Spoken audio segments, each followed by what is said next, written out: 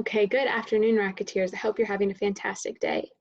Today we're going to be looking at Chapter 7. And in Chapter 7, we're going to pay close attention to Sadako, our main character. And we're going to be paying attention to what our main character says, does, and thinks, or their dialogue, actions, and thoughts. By paying close attention to what our main character says, does, and thinks, we'll be able to see how our main character is changing. And as Sadako is encountering these really big things in her life, she's understandably changing. While we're reading today, we're going to be paying close attention to those changes and seeing what we can notice about them. So let's begin reading. Chapter 7, Hundreds of Wishes. June came with its long, endless rains. Day after day, the sky was gray as rain spattered against the windows. Rain dripped steadily from the leaves of the maple trees. Soon, everything in the room smelled musty. Even the sheets felt clammy. Sadako grew pale and listless. Only her parents and Masahiro were allowed to visit her. The bamboo class sent a koishi doll to cheer her up. Sadako liked the wooden doll's wistful smile and the red roses painted on its kimono. The doll stood next to the golden crane on Sadako's bedside table. Mrs. Sasaki was worried because Sadako didn't eat enough. One evening, she brought a surprise wrapped in a furoshiki bundle. It contained all of Sadako's favorite foods, an egg roll, chicken and rice, pickled plums, and bean cakes. Sadako propped herself up against the pillows and tried to eat.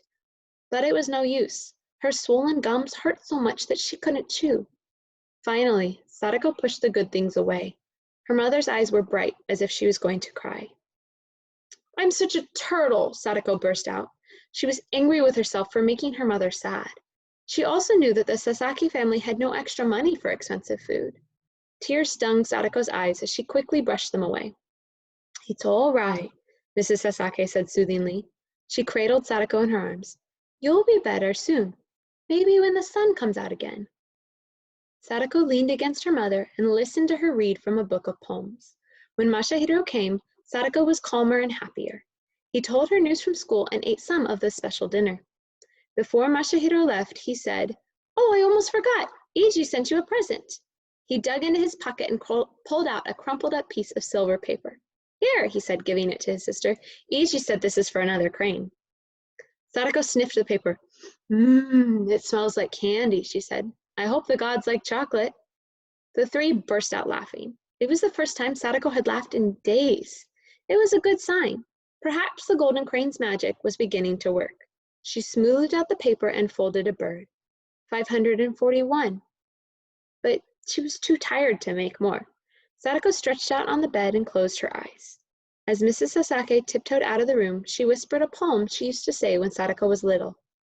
"O flock of heavenly cranes, cover my child with your wings."